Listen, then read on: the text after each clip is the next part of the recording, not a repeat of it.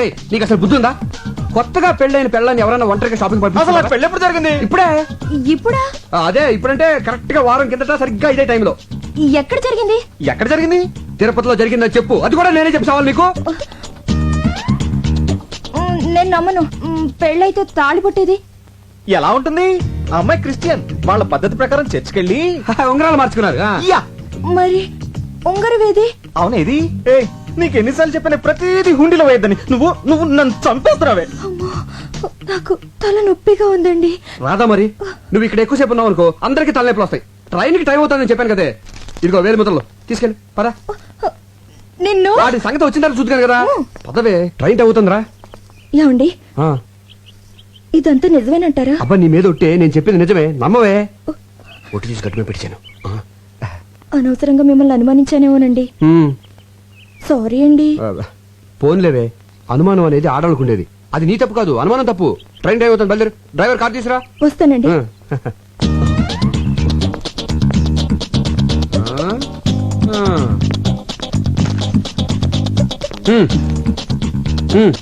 ఆవిడంటే ఫ్రీగా వెళ్ళిపోయింది.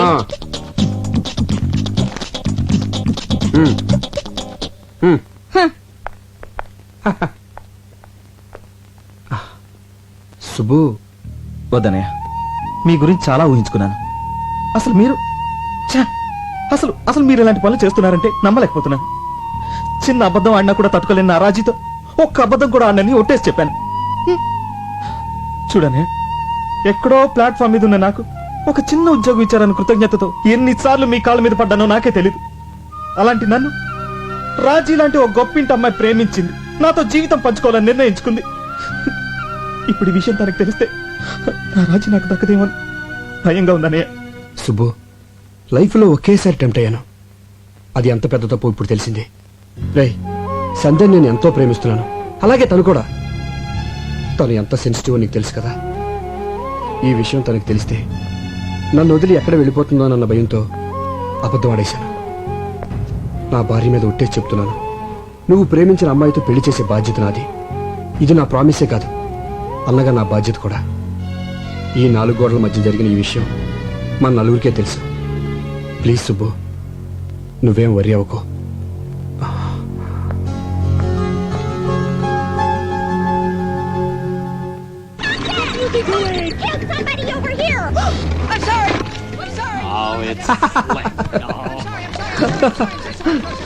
అదేంటండి కార్టూన్ నెట్వర్క్ చూస్తున్నారు? మీ రేంజ్ కి ఫ్యాషన్ టీవీ చూడాలిగా. ఏంటి ఎఫ్టీవీ చూడాలా? నేను విన్నది నిజమా, నువ్వు చెప్పింది కలా? మిమ్మల్ని అనుమానించడం మానేశాను కదా, పైగా ఎఫ్టీవీ చూస్తే మీ యాడ్ ఫీల్డ్ ఉపయోగం కూడా. నువ్వు ఇంట్లో అలా ఇలా నడుస్తుంటే డైరెక్ట్ గా ఎఫ్టీవీనే కదే.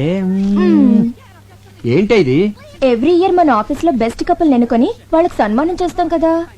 ఈ ఇయర్ కూడా చేద్దాం, దాంట్లో డౌటే ఉంది. అందుకే పోటీకి 3 జంటల్ని సెలెక్ట్ చేశాను. Number 1 Bhaskar Rao, Eshwari. Very good, made for each other. Number 2 Venkataratnam, Padmavathi. Born to love అన్నట్టుంటారు.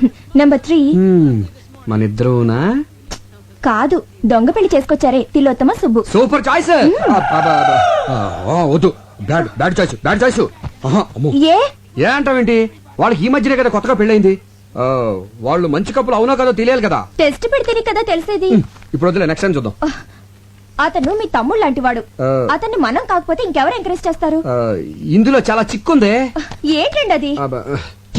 వాళ్ళు దొంగతనంగా పెళ్లి చేసుకున్నారు. ఇలా పబ్లిక్ గా తిలోత్తమకి సుబ్బుకి పెళ్ళైందని తెలిస్తే వాడు బేరం అంటాడు, ఆ పిల్లకి బేరాలు పోతాయి. బేరాలు పోవడం ఏంటి? అలా అనేసానంటే అదే బేరమని ఏడుపులు పోద్దని. ఎందుకండి ఏడవడం? అందరికి వాళ్ళిద్దరు భార్యాభర్తలని తెలిస్తే అది వాళ్ళ గౌరవమే కదా. అబ్బా, ఇదిగో సుబ్బు దానికి ఒప్పుకోడు. చెప్తే సంతోషంతో షాక్ అయిపోతాడు. నేను అయ్యానుగా. దేనికి? దేనికేంటి? ఈ పెళ్లి విషయం ఎవరికి చెప్పనని ఒట్టేశాను. ఒట్టు తీసి గట్టును పెట్టండి. గట్టును పెట్టి వాడు మునిగిపోతాడు చూస్తుండనా? ఇప్పుడు మీరెళ్ళి చెప్తారా లేదా? నేను చెప్పనే. అయితే నేనే వదిలే, నేనే చెప్తాను. నేను వెళ్తానని చెప్పాను కదా. ఇప్పుడు సుబ్బుగాడిని హెల్ప్ అడగాలి. హెల్ప్? ఎంత మాట అన్నావనయ్య? అసలు అసలు నా బ్లడ్ గ్రూప్ ఏంటో తెలుసా? V group. అదేం గ్రూపు? వివేక్ గ్రూప్. అంటే మీది. చెప్పనయ్యా, నా చర్మం వచ్చి చెప్పులు కుట్టిస్తాను, అరిగేదాకా వాడనయ్యా. నా బ్లడ్ లో రెడ్ తీసి బిస్లరీ వాటర్ లో ఇస్తాను, దాహం తీరేదాకా తాగనయ్యా. హెల్ప్ అంట హెల్ప్, ఆర్డర్లు వేయాలనయ్యా. నేను నీ బంటుని. ప్రాణాలు ఇస్తానన్నయ్య. తమ్ముడు అన్నయ్య! ఆ, అడుగన్నయ్య. నువ్వు నేను ఆ, నువ్వు నేను ఆ, ఒక్కరోజు ఒక్కరోజు తిలోత్తమకి భర్తగా నటించాలి. ఏదిది? సుబ్బు సుబ్బు సుబ్బు సుబ్బు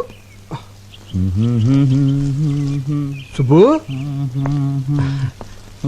సుబ్బు ఎవరు మీరు? అదేంటి నేను సుబ్బు. మీకు నాకు రిలేషన్ ఏంటి? అదేంటది చర్మంతో చెప్పులు కుట్టించేస్తానన్నావు, బ్లడ్ అన్నావు, రెడ్ అన్నావు, బిస్లరీ బాటిల్ అన్నావు. అంటామండి. అంటే నమ్మడమేనా? అలా ఎవడైనా ఇస్తాడా? అసలు అది కుదురుతా? అసలు ఏం జరిగిందో నేను చెప్పి నాకేం వినపట్టలేదు. ఏదో చిన్న ఉద్యోగం ఇచ్చినంత మాత్రం ఆడమన్నట్టు ఆడాలా? నువ్వు కోపడంలో తప్పలేదు సుబ్బు. నేను చెప్పేది కొంచెం విను. ఏంటి వినేది?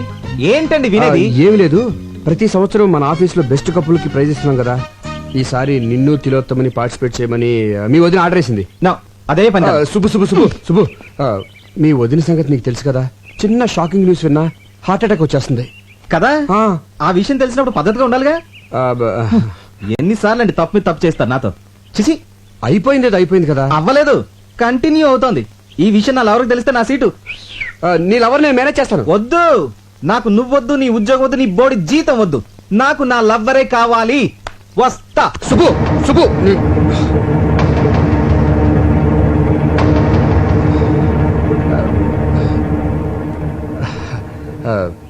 నీకు ఈ ఉద్యోగం పోతే ఇంకొక ఉద్యోగం వస్తుంది. నాకు సంధి పోయిందనుకో, ఇంకో సంధి రాదు కదా. సరే, ఎవరు ఎలా పోతే నీకేంటి? పిలుపుకి నువ్వు అన్నా వదిన అని పిలిచినా ఎంతైనా మేము పరాయవాళ్ళమేగా. నువ్వు దాన్ని వదిన అని పిలిచినా అది నేను సొంత తమ్ముళ్ళలో చూసుకుంటోంది. కానీ ఎవరికి ఎలా రాసి పెట్టుంటే అలా జరుగుతుంది. సెంటిమెంట్ మీద కొట్టాడు. ఆ, తిలోత్తం ఎక్కడుంది? ఆ, ఆ, కోపం తెచ్చుకోనంటే కార్లో ఉందా? బార్లో ఉందా? మరి ఎక్కడుందో తెలీదు. కనీసం ఫోటో కూడా మన దగ్గర లేదు. సమయానికేమో ఆ సామిగాడు ఫారెన్ వెళ్ళి తెచ్చాడు. ఎక్కడ నెతకాలి? వెతుకుదాం పదా. నిండా మునిగి చల్లేంటి? పద పద. Lights off. సార్, నా కళ్ళకేం కనపట్లేదు సార్. దెబ్బలు తినడానికి కళ్ళెందుకు, ఒళ్ళు చాలు. గురకాలు వేసుకుని విధ్వంసాలు చేస్తారే. చెప్పు, మీకు ఐఎస్ఐకి సంబంధం ఉందా లేదా? ఉంది సార్. Very good. నీ నిజాయితీ నాకు నచ్చింది. సంబంధం ఏమిటి? సార్, నేను ఐఎస్ఐ మార్క్ వస్తువులు తప్ప వేరే వస్తువులు కొన్నాను సార్. ఆ మార్క్ ఉంటే క్వాలిటీ గ్యారంటీ. చెయ్, సబ్బులు పాల డబ్బాల మీద ఐఎస్ఐ కాదు, పాకిస్తాన్ ఐఎస్ఐ. మీరు షాక్ ఇస్తానన్న పాకిస్తాన్ వస్తువులు నేను కొన్నాను సార్. ఎందుకంటే నాకు దేశభక్తి కొంచెం ఎక్కువ. అచ్చా, నువ్వు మామూలుగా చెప్పవురా, నీ కోటింగ్ ఇవ్వాల్సిందే. కొట్టారా సార్? ఏ పోనీ నువ్వు కొడతావా? సార్, యాక్చువల్లీ కొట్టించుకోవడం కన్నా కొట్టడం బెటరేమో. ఆహా, పోలీసోడు బుద్ధులు వచ్చేయట్రా నీకు. సరే కొట్టు. కొట్టరా. ఎవరి సార్? పక్క సెల్లో దగులుబాజీ ఉన్నాడు. వాడు ఎన్ని హత్యలు చేశాడో, ఎన్ని మానభంగాలు చేశాడో ఇంకా లెక్కలు తేలేదు. వాణ్ణి. సార్, అదిరా నీలో ఇప్పుడు ఎఫ్టీవీ చూసిన మగతనం కనిపిస్తుందిరా నాకు. రెచ్చిపోతాను. ఏయ్, ఇక్కడే కాదు, అక్కడికి వెళ్ళాక రెచ్చిపో. ఆ, ఓకే. దా.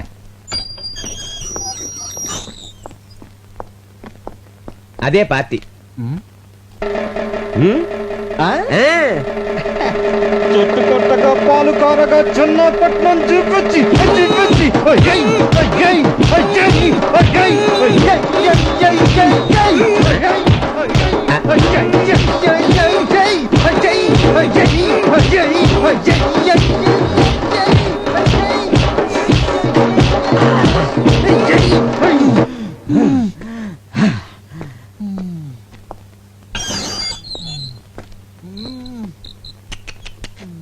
ఫ్యాంటాస్టిక్.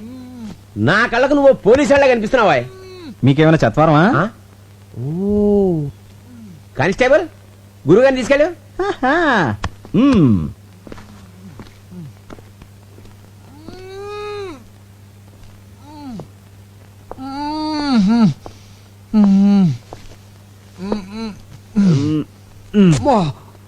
అబ్బా!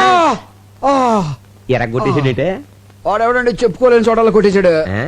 నీకు కూడా వాడిని పీకాలనుందా? ఇలాంటి ఛాన్సులు కూడా ఉంటాయండి. పార్టీ అడిగితే ఏం కానంటని చెప్పు. మీరు నాకు చాలా బాగా నచ్చేసారండి. నువ్వు నాకు నచ్చావయ్యా. కానీ వాడే నాకు నచ్చలేదండి. అందుకేగా తీసుకో. లే, విరగ్గొట్టు, విజృంభించు. రేయ్! పార్టీ పడుకుంది, పగ తీర్చుకో. రేయ్ దున్నపోతాడా, నన్నే కొడతాడు నువ్వు? అయిపోయాడు నా చేతులు నువ్వు. అయిపోయాడు రేయ్. ఇక్కడ అసలేంటో ఇలా అయిపోతున్నాయి.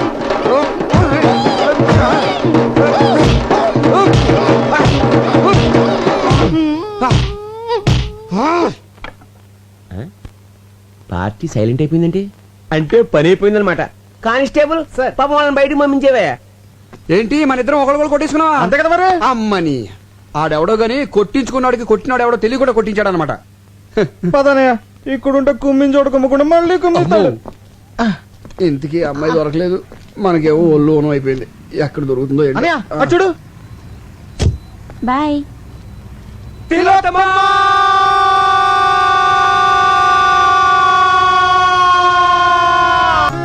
Good evening ladies and gentlemen. Every year లాగానే ఈ ఇయర్ లో కూడా మన సిరి యాడ్స్ తరపున బెస్ట్ కపుల్ పోటీ జరుగుతోంది. ఈ ఇయర్ ఈ 3 జంటలు బెస్ట్ కపుల్ పోటీకి పార్టిసిపేట్ చేస్తున్నారు. ఇప్పుడు వీళ్ళని కొన్ని క్వశ్చన్స్ అడుగుతాను. బెస్ట్ ఆన్సర్స్ ఇచ్చిన వాళ్ళని బెస్ట్ కపుల్ గా సెలెక్ట్ చేసి వాళ్ళకి ప్రైజ్ ఇస్తాం. Question number 1. మీ మొదటి రాత్రి అనుభవం ఎలా ఉంది? ఎక్స్క్యూజ్ మీ, నాకు ప్రతి రాత్రి తొలి రాత్రే, రోజుకో కొత్త ఎక్స్పీరియన్స్. అమ్మో, వెల్ డన్, బ్రహ్మాండమైన జవాబు. సంతోషంగా జీవించే దంపతులకు ప్రతి రాత్రి తొలి రాత్రిగా ఉంటుంది, ప్రతి రాత్రి ఒక కొత్త అనుభవం మిగులుతూ ఉంటుందని బల్లగుద్దినట్టు చెప్పిన మిసెస్ తిలోత్తమకి నా అభినందనలు. Next question. ఒకే కుటుంబంలో భర్త సంపాదించడం మంచిదా, భార్య సంపాదించడం మంచిదా? నాకు సంబంధించినంత వరకు పగలు భర్త సంపాదించాలి, రాత్రి భార్య సంపాదించాలి. మేడం గారి ఉద్దేశం ఏంటంటే పొద్దున్నుంచి సాయంకాలం వరకు భర్త సంపాదించాలి, భర్త ఇంటికి వచ్చిన తర్వాత సాయంకాలం నుంచి రాత్రి వరకు అతనికి సేవలు చేసి అతని ప్రేమాభిమానాలు సంపాదించాలని తిలోత్తమ గారి ఉద్దేశం అనమాట. ఏమండి అంతే కదా? ఆహాహా, అంతే అంతే అంతే కరెక్ట్ గా చెప్పింది. Next question. చివరి ప్రశ్న. ఇది కొంచెం పర్సనల్ గా అడిగేదే అనుకోండి, కానీ తప్పదు. బెడ్రూమ్ లో భార్య భర్తతో ఎలా ప్రవర్తించాలి? వ్యభిచారుల.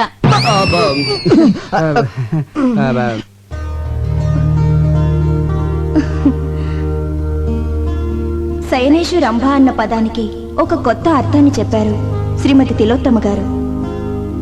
కార్యేషు దాసి, కరణేషు మంత్రి, భోజేషు మాత, శయనేషు రంభ. శయనం అంటే బెడ్రూమ్ లో రంభలా ఉండమని భార్యకు నిర్వచనం చెప్పారు పెద్దలు. దాన్ని తెలుగులోకి కాస్త ఘాటుగా సూటిగా అనువదించి చెప్పిన శ్రీమతి తిలోత్తమ నిజంగా ఎంతో డేరున్న మహిళ.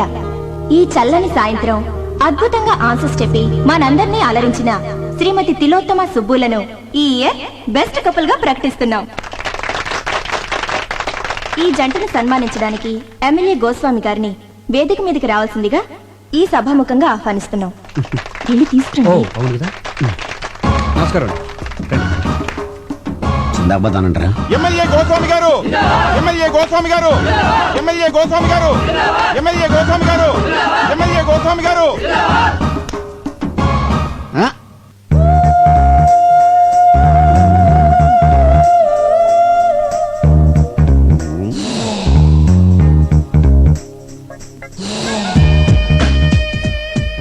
పదండి. ఈ క్యాండిడేట్ ని ఎక్కడో చూసినట్టుంది. సమస్య లేదండి, ఎందుకంటే చాలా డిస్టెన్స్ విలేజ్.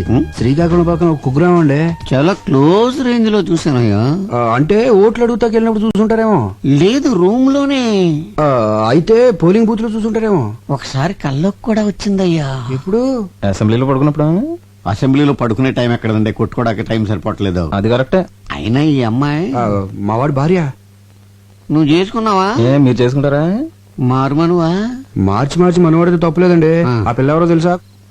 ఒకసారి చెప్పినట్టు జ్ఞాపకం. వాళ్ళ కింద 10,000 మంది జనం ఉన్నారు. వాళ్ళకి నీ విషయం చెప్పాను అనుకోండి, మొత్తం ఓట్లు పోయి నీ సీటు తిరుగుద్ది. వద్దులేవయ్య బాబు. అయినా ఈ అమ్మాయి ఆవిడ దగ్గరికి డ్యూటీకి వచ్చే ప్రతి ఓడికి నాకు ఓటేమని చెప్పింది అనుకో, బంపర్ మెజార్టీతో గెలిచేయచ్చు. బ్యాక్ హిస్టరీ ఏదైతే మనకెందుకు కదా. పదని పని చూసుకుందాం.